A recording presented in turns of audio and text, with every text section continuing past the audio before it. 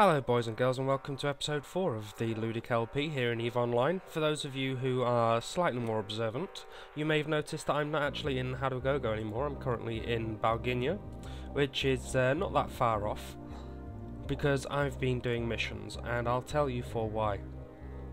It's because I'm not going to be doing the tutorials. I'll probably come back to them later. I mean, it has been requested, but I'm not going to be doing them just yet. So what I'm going to do is I'm going to show you how to break away from that. First of all, you need to get over to the agent finder, and your default setting should look something like this. The faction being set to started with, the rest to any, and show only available. Now when you're planning it, you want to turn the show only available off, and you want to go to level 4, and you want to pick one of these agents. Now it's not one of these, because level 4 is where you're aiming for eventually. So you need to find someone, and I've decided that I'm going to go with well, apparently they're not on this list. That's crazy. Maybe we can find them. Yes, we're going to go with these people in Lustravik. Those are the people I've already chosen, but unfortunately we don't actually have anyone of level 1 in Lustravik, so we had to find someone relatively nearby. Now the agent levels that you see here, we got 1 through 5. Basically that expresses the difficulty of the missions that you're going to be given. Level 1 missions can be done in frigates and destroyers. Level 2, destroyers to battle cruisers. Level 3, battle cruisers, and level 4, battleships. Level 5, you need to either have a really good battleship or something bigger, or a fleet. So we found our level 4 people, and if we go back to this next page, you'll see that these people in Lustravik, this guy, he's with the Brutor tribe, and the reason I chose the Brutor tribe is because if you have a look in Lustravik, there's actually a level 2, a level 3, and a level 4 person, but no level 1. So we go to choose Brutor tribe, we choose level 1, and you can see we've actually got someone in the system, in this station in fact, because, well, I flubbed this recording twice already. So apologies to the people that I said would have cameos. I've had to re-record it because, you know, it's not nice having someone cough down your ear. So we've chosen that, but there's another option that we should be making sure of, that we should have actually looked for back here, is agent type. Now all of these here are security agents. In fact, they're all security agents. Basically there are several types of missions, and the ones that I'm more interested in at the moment are the ones where you get to shoot things, and that means we want security. So that's just going to throw up the same people. I'm pretty sure that in fact the Brutor tribe are all security types, but you know, better safe than sorry. So we've got to level 1, and we're going to talk to Agdenowetin, I guess her name is. No, you don't double click, you right click, choose start conversation. Over here is where you can right click them. So she's got a mission here available for us, and I'm just going to go through some of the more important things that are a little bit different from the tutorials. In the tutorials we weren't taking particularly difficult missions, and most certainly you weren't taking missions that were particularly against any one race. Now you look here, we've actually got a little logo next to the location marker. That's the logo of the Angel Cartel, which means that the ships in this game, in this mission, are going to be Angel Cartel ships. So if I take this mission, I am going to suffer a standings loss with the Angel Cartel. Now, standings is another thing that I should tell you about, because it does affect the agents that you can talk to. When you were watching me just now on the agent finder, you'll notice that I could talk to level 2 agents but no level 3, level 4 agents. That's because of the standings. You see, as we talk to Agdena here, we have an effective standing with her of 1.6, but if we click on the show info for her and hit on standings, you'll see that there are actually 3 standings categories that we need to pay attention to: Minmatar Republic, and the Brutor tribe, and the personal one from the agent. And the effective standing is basically the highest of these 3. But if we go here and have a look at Alforan, show info, standings, you see we've got pretty much the same thing, except he has no personal standing towards us, so there's that. And if we go on agent info, you can see that he wants an effective personal standing of 3.0 or higher. Now, level 2 agents prefer a standing of 1, and level 4 agents here have a preference for 5 or higher. As I say, that the effective standing with that agent is the highest of the ones that are highlighted on here. As you can see, we've got 0.3 personally and 0.1 from the Brutor tribe. Now this one isn't so easy to affect, but this one is extremely easy to affect. So what you do is you basically try to run as many missions for the Brutor tribe as you can. Now I've already done some legwork and I've figured that out to be around the 30-40 mission mark, so it's not going to be very quick that you get up there, but you can get up there. So once you've figured out what agent you want to deal with, and you figured out how you're going to get the standings up, you choose your agent, you choose your mission, you hit accept, and that's basically it. So just as you had to do in the tutorials, you if the location's in a different system, right click and choose set destination, and make sure that you can go out and do things. Now before I actually undock, I'm going to go over the fitting for my ship as well. Now I started as Minmatar, so obviously I'm going to go with Rifters here. What we've got here is 325mm Gatling autocannons. Now I'm just going to bring up the market because I'm not entirely sure, but I believe that they are the smallest size weapon available. Yes, basically you've got in the turrets you've got 4 different types of turrets. You've got hybrid, laser, projectile and mining. Now mining is entirely pointless. Well, it's not entirely pointless, but it's not helpful to us at the moment. So we're only particularly interested in hybrid, laser and projectile. Now, starting as a Minmatar, I actually had the skills for projectile, and from that we have 2 classes of gun. And this is the same for laser and for hybrid. Autocannons being short range, artillery being long range, and of course it's different for laser and hybrid. I'll leave you to figure that out for yourself, because if you're playing as those, then well, you should have started Minmatar, you silly person. Yeah, so we've got the autocannons and the artillery cannons. We're going for autocannons because they basically put out more damage and they're easier to deal with. I'm going with small because that's the largest size you can conceivably fit onto a frigate. And within there you can see there's actually 3 different calibers: 125mm, 150mm and 200mm. So I've actually gone with the smallest. I'm probably going to upgrade at some point because the requirements here aren't all that much bigger, and you do get a small amount of DPS increase, which is actually worth the money. So there's that. Now you do have a 4th high power slot, and as you can see I've already filled up my turret slots. So I've got one here. Now there are many things that you can put in there.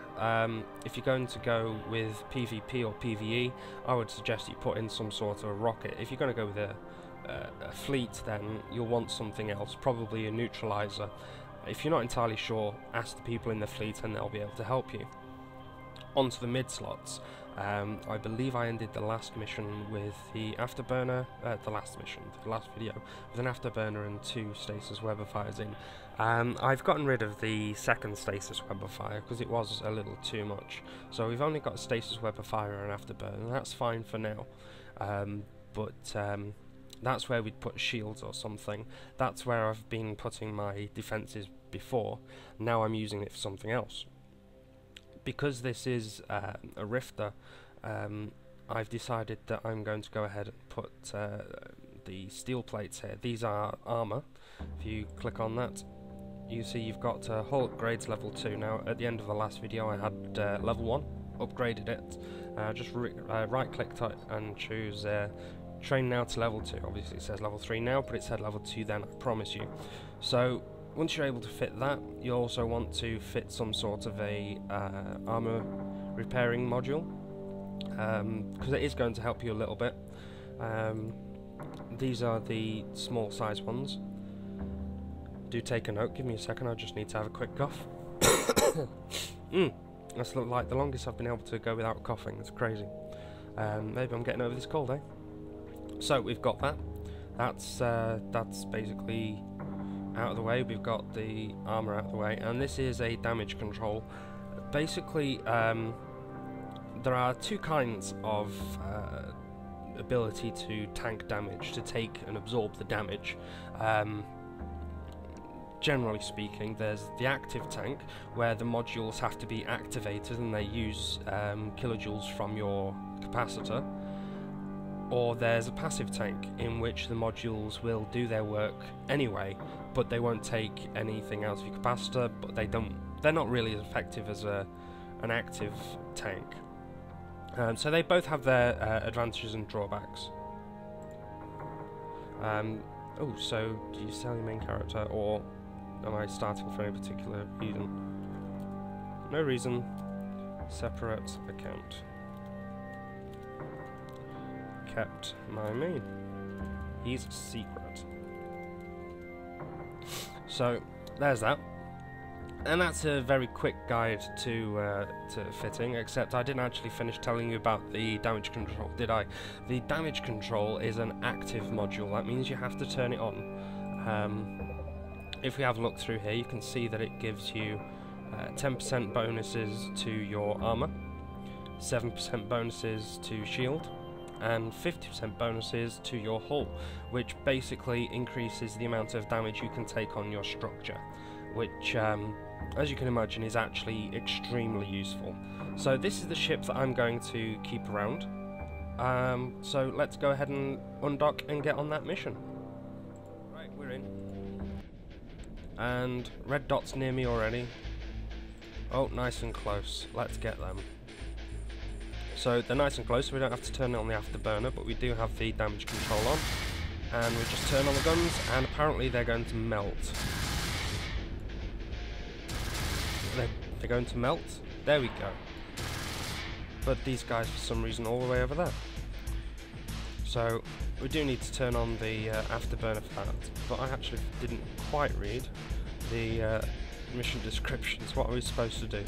Destroy the habitat of the pirate leaders, then report back to your agent. So this is what we're going to do. However, if we just go straight for that, we are going to get killed. So while we wait to get over to these guys, apparently I can't lock them yet. Oh, there we go. While we get over to these guys, I'll show you how to make sure you can see this thing. This is a dead space overseas overstructure. So apparently that's in your default thing, but basically if you want to change what appears in your overview, you right click on the lines here and choose Open Overview Settings. Then this is the place you can do that.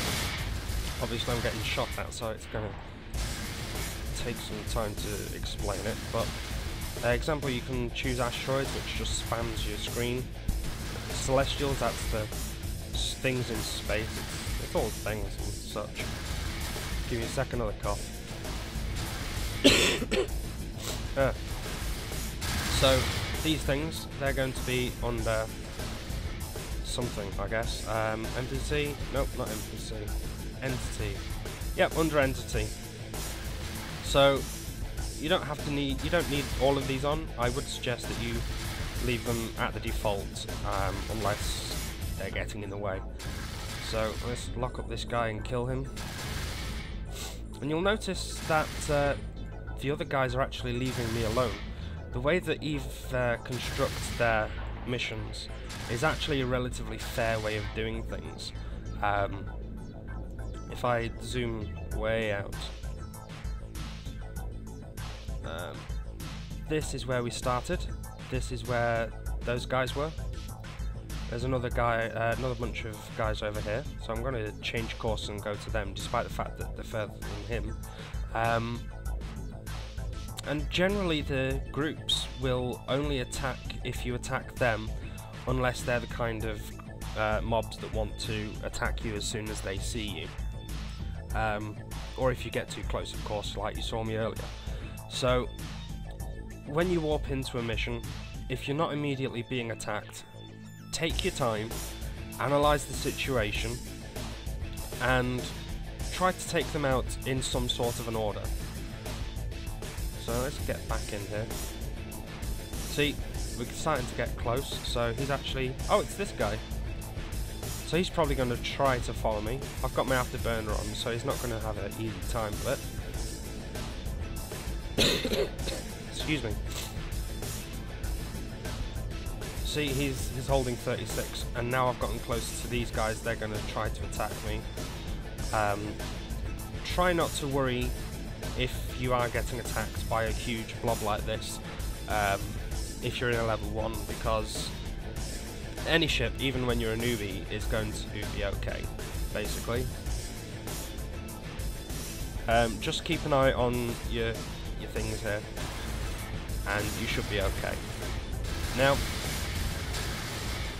sorry, my silly nose. You'll have noticed in previous missions I was using shields rather than armour for my ability to take the damage, which means you don't have to worry about this one so much. This is your shield, obviously, and it's there to protect your armour, obviously. Sorry, I'm being distracted by guns, so I'm not quite following a train of thought. You don't have to worry about your shield because it's your armour that's the problem. Basically, just try to make sure that your armour is looked after. You try to put as many extra plates on as you can, I guess. And make sure you've got the warnings on. Audio alerts here, make sure they're on. Make sure you've got sensible thresholds. The default ones seem fine. And if you hear the warnings, then you need to start thinking about warping out. And don't think that warping out is a wussy thing to do. It isn't. It really isn't. It's just, you need to do it, and ships are expensive. Now let me see if I've learnt my lesson from episode 3. No, I've not. I've not insured this ship. So, take a drink, I guess.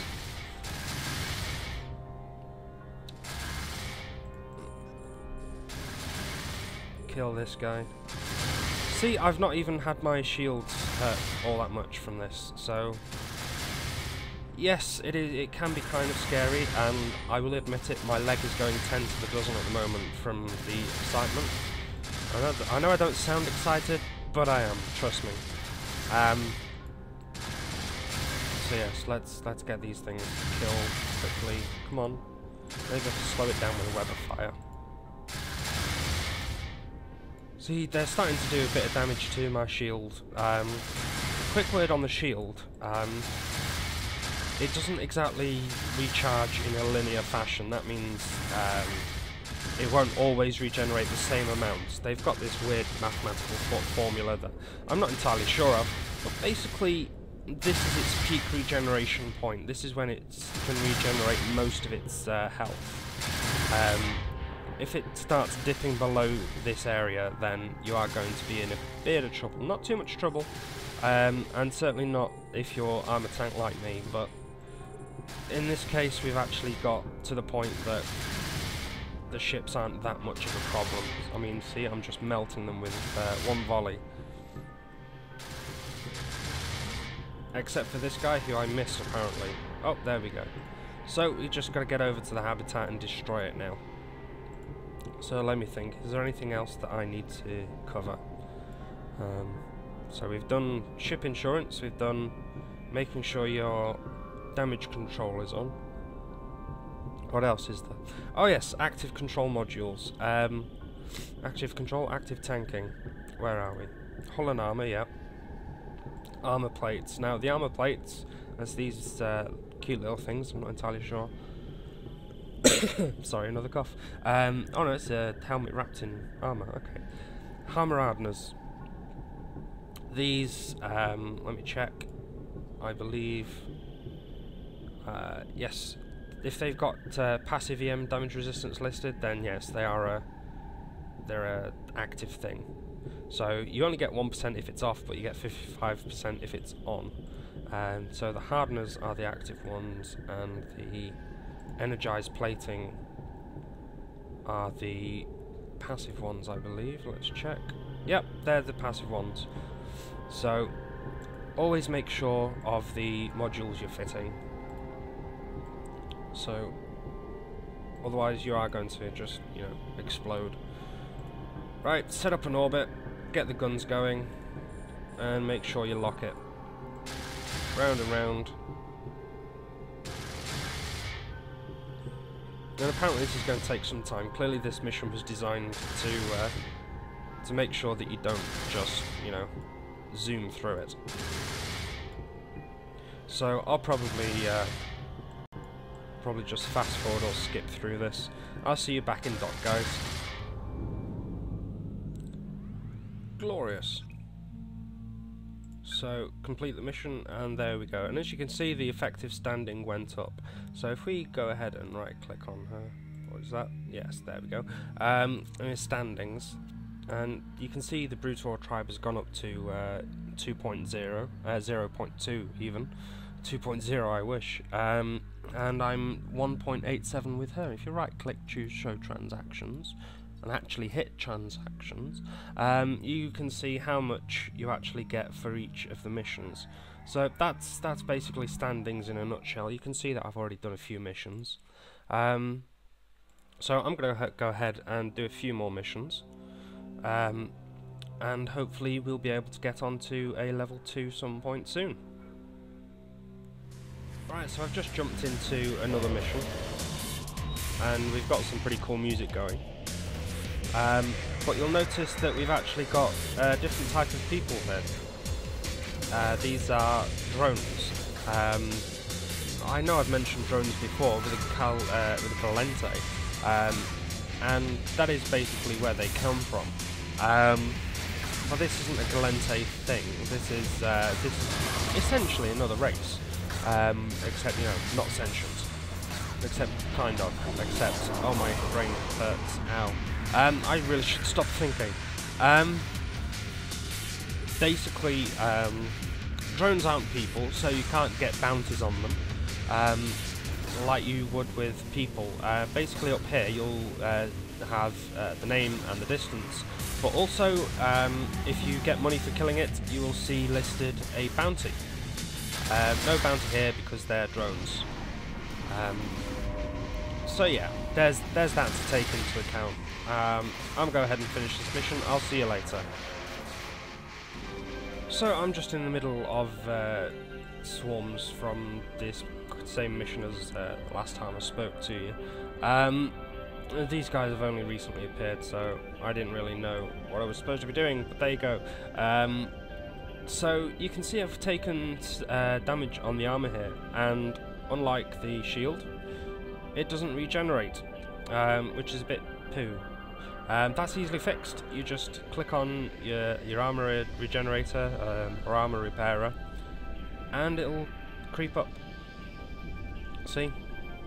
So that way you don't have to go off and get things repaired so often, but do remember it takes a lot of capacity to keep it running, so don't leave it running. Right, that's another mission done, and you know, I've left this for too long. This little chick with the green eye staring at us, we're going to figure out how to actually, you know, use her. So if we go here, right click and choose show market details, it'll show us all the orders for cybernetics in the area. Basically you go ahead and train that. You only particularly need level 1, maybe higher level implants need higher levels of cybernetics. I'm not entirely sure. That's probably the way it is, so that's how I do it. But you only need level 1. You just go ahead and buy a copy. To dupe, and right click, location, set destination, and then go off and get the book. I've showed you how to use skill books before, so you just go ahead and train that, and you'll be able to fit one of these. So I will see you. Well, for me it'll be 25 minutes. For you it'll be just after this cut.